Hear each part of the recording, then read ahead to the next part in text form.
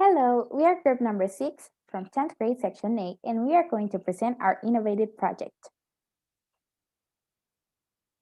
The participants of our group are Adi Ramírez, Cielo Ávila, Daniel Urquía, Ámbar Reyes, Samuel Galicia, and Sofía Paz. Our first topic is chemistry as a science, which is a small introduction to chemistry and how it became a part of a science. Chemistry is the science that deals with the elements and the reaction and characteristics they produce. Everything you hear, see, smell, taste, and touch involves chemistry. And hearing, seeing, tasting, and touching all involve intricate series of chemical reactions and interactions in your body. So, even though you don't work as a chemist, you're doing chemistry, or something that involves chemistry, with pretty much everything you do. In everyday life, you do chemistry when you cook, when you use cleaning detergents to wash off your counter, when you take medicines, or when you dilute concentrate used so that the taste isn't as intense. The great challenge in chemistry is develop of a coherent explanation of the complex behavior of materials. Types of chemistry. The study of modern chemistry has many branches, but it can generally be broken down into 5 main disciplines or areas of study. The first one is physical chemistry, the study of microscopic properties, atomic properties, and phenomena in chemical systems. Organic chemistry is the study of the chemicals that contains carbon. Carbon is one of the most abundant elements on Earth and is capable of forming tremendously vast number of chemicals. Most of chemicals found in all living organisms are based on carbon. Analytical chemistry is the study of the composition of matter. It focuses on separating, identifying, and quantifying chemicals in samples of matter. Inorganic chemistry, the study of chemicals that do not in general contain carbon. Biochemistry is the study of chemical processes that occur in living things. Okay, Mr. I will talk about matter and its changes. Matter has two types of changes, physical and chemical changes. First, we will see the physical. Physical changes are changes in which no bonds are broken or formed. This means that the same types of compound or elements that were at the beginning of the change are there at the end of the change. Because the ending materials are the same at the beginning materials, the properties such as color, boiling point, etc. will also be the same. Physical changes involve moving molecules around, but not changing them physical, can further be classified as reversible or irreversible. The melted ice cube may be frozen, so melting is a reversible physical change. Physical changes that involve a change of state are all reversible. Some types of physical changes include separation of mixture and making solutions, a special kind of mixture. Right now we're going to talk about the chemical change. Chemical changes occur when bonds are broken and or formed between molecules or atoms. This means that one substance with a certain set of properties such as melting point, color, taste, etc. is turned into a different substance with different properties. Chemical changes are frequently harder to reverse than physical changes.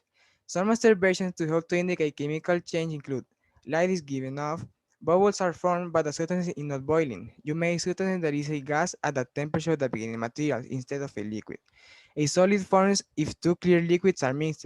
Look for floaties, technically called a precipitate. Hello, we're going to be talking about the atom. An atom is the smallest unit of ordinary matter that forms a chemical element. Every solid, liquid, and gas and plasma is composed of neutral or ionized atoms. Atoms are extremely small, typically around 100 picometers across. They're also small that accurately predicting their behavior using classical physics, as if they were tennis balls, for example, is not possible due to quantum effects. Every atom is composed of a nucleus and one or more electrons bound to the nucleus. The nucleus is made of one or more protons and number of neutrons. Only the most common variety of hydrogen has no neutrons. More than 99.94% of an atom's mass is in the nucleus. The protons have a positive electric charge, the electrons have a negative electric charge, and the neutrons have no electric charge. If the number of protons and electrons are equal, then the atom is electrically neutral. If an atom has more or fewer electrons than protons, then it has an overall negative or positive charge, respectively. such as atoms, are called ions. Protons and neutrons do not have the same charge, but they do have approximately the same mass, about 1.67 times 10 elevated to 24 to 1.67 times 10 times negative 24. 1 point, ya me trabé, es que eso está demasiado. Protons and neutrons do not have the same charge, but they do have approximately the same mass, about 1.67 times 10 elevated to negative 24, 1.67 times negative 24. Since grams are not a very convenient unit for measuring masses that tiny, scientists choose to define an alternative measure, the Dalton or atomic mass unit, AMU. A single neutron or proton has its weight very close to 1 AMU. Electrons are much smaller in mass than protons, only about 1 over 1080 of an atomic mass unit, so they do not contribute much to elements' overall atomic mass. On the other hand, electrons do greatly affect an atom charge, as each electron has a negative charge equal to the positive charge of a proton.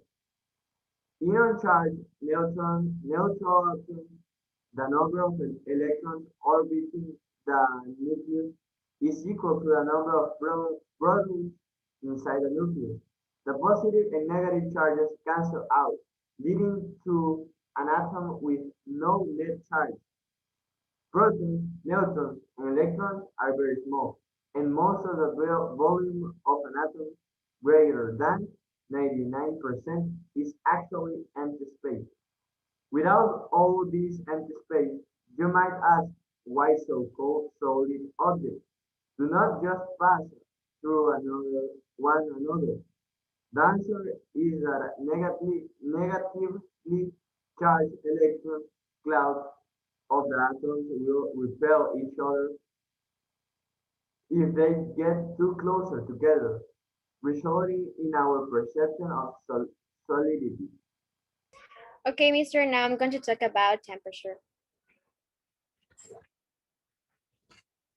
Temperature is a physical quantity that expresses hot and cold. It is the manifestation of thermal energy, present in all matter, which is the source of the occurrence of heat, a flow of energy when a body is in contact with another that is colder or hotter. Temperature is measured with a thermometer. Thermometers are calibrated in various temperature scales that historically have used various reference points and thermometric substances for definition. The most common scales are the Celsius scale, the Fahrenheit scale, and the Kelvin scale, the last of which is predominantly used for scientific purposes by conventions of the International System of Units. Well, Mr., that was our presentation. I hope you like it and have a nice day. Goodbye.